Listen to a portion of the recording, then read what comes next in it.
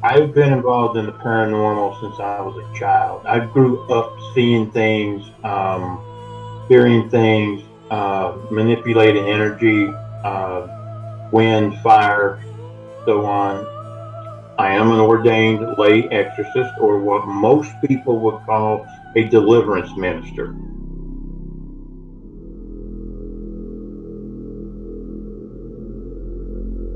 Anytime you work on a home that has been sedentary, spirits have a tendency to go to sleep. When you start to remodel and we're in there, the tendency to wake up.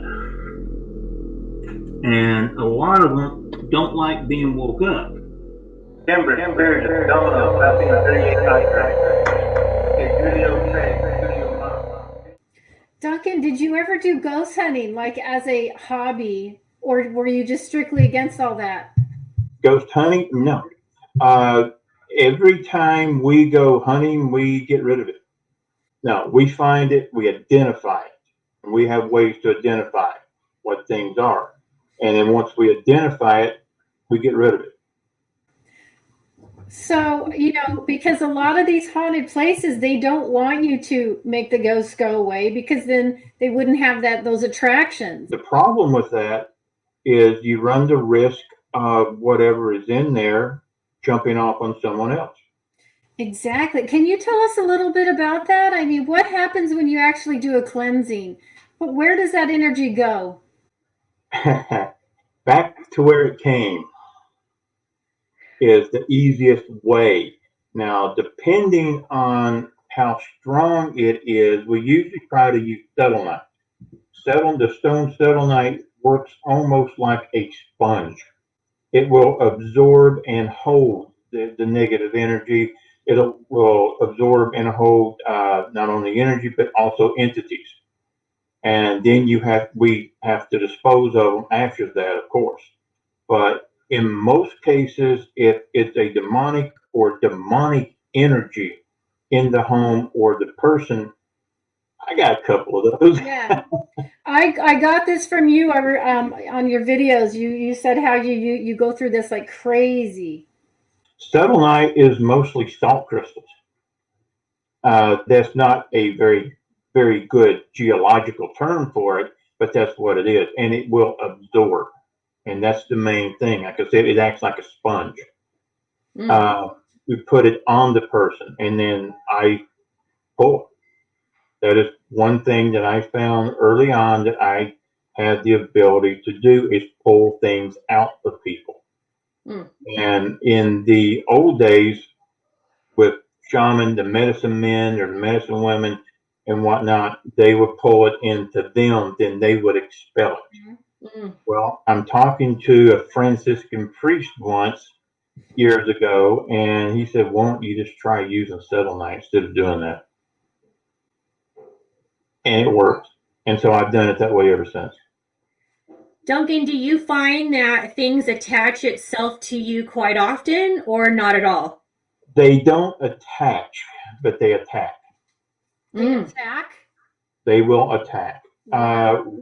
No, we have had retribution, payback, and no, it comes with the territory. If you're going to do this, get ready to get your butt kicked a lot. Can you backtrack just a minute? When you pull something out, now you're talking about an attachment, right? Right. Is it like a blob or what exactly is an attachment? When you touch it and you feel it, you'll see it in your mind's eye. Now, an attachment itself is it's energy. It's just energy, but it becomes sentient. Now, when you see something with what we call a third eye or the subconscious or whatnot, what it can't understand, it creates an image for it. I may see it one way, Susan may see it another way, but it's always similar. And it's something to us, maybe a couple of inches long, multiple legs. It goes into the what's called the linden area. It's the vertebrae that separates the lumbar from the thoracic. It's that one vertebrae. Uh, Physically, that's the weakest part of your spine. Esoterically, it's the strongest part of your spine. And that's where it wraps. And it will literally just wrap around and it will lock in. It's almost like a intestinal parasite. It acts just like that. What these things operate, what they crave is negative energy. Anger, fighting, hate, on and on. That's what they crave. Wow. That's really interesting. Very, very few people know that they have one. Case in point, the lady I was telling you about, when we took this thing off, it was like she came out of a trance. Mm. She told us she could barely remember the past year of her life and that she had done things that she would never do. And then she had the emotional breakdown. And you have to deal with that, the crying and all this and that. And so that's another energy surge that comes out. So then we calm that down and all that. But she was fine after that. Wow. And so they can be. People should look for, though, if something really is attached, what should they really look for before they reach out for help? Like I said, these things feed on hate and negative energy, negative emotion, anything negative. So they're getting stronger and they're getting harder for us to pull out. Can somebody create something like that ball of energy or that blob? Or, does it just is it like a ghost that lives in a house that, and then once you disturb it, it jumps on you? Or how do these things form? Energy can become sentient and intelligent. It's the same way with the attachments we're talking about. They are intelligent. They are sentient. They grow to be sentient. Duncan, you said earlier that you're not a paranormal investigator, but a lot of us are. Kim and I are, and there's thousands and upon thousands of people now who do this. And what would you recommend of how to protect ourselves so we don't have these things happen to us when we do go into buildings or different places that might have these, demonic or any other energies that we don't want attached to us? Find someone good and get regular clearings, for one. Carry salt packets on you, and lots of them. Carry selenite. They don't like it. Mostly a composite of salt to begin with. You can wear solid silver, and then wearing something over your heart. You can. That's crystals. What do crystals do for that? okay. Don't wear quartz if you're going into a job. Quartz amplifies. Wear, like I said, do the selenite. It will absorb and pick things up. You can also just take a piece of cloth, cotton, fill it with salt, wrap it up, tie it up, stick it in your pocket. You can put salt in your shoes. Interesting. That's a good one. And you said what kind of salt was that again, Duncan? The salt. Just any kind of salt. The salt.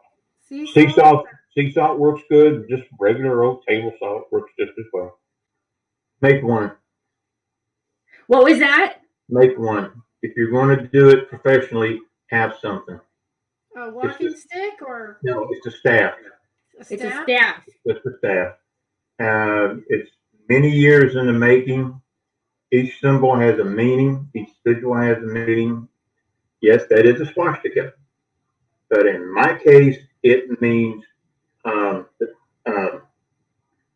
Navajo sundial is what it means for me.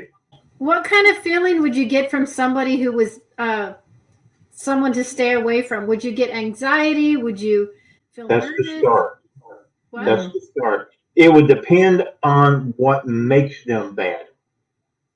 If they're just a butthole, they'll probably just make you feel mad. Yeah. If they have something attached to them, depending on what it is, it can run the gambit from actually sneezing, like an allergic reaction, to feeling dizzy, to feeling like you're walking through heavy mud, to an actual sick stomach if it's Like out they're of his body. draining you, right? Yes.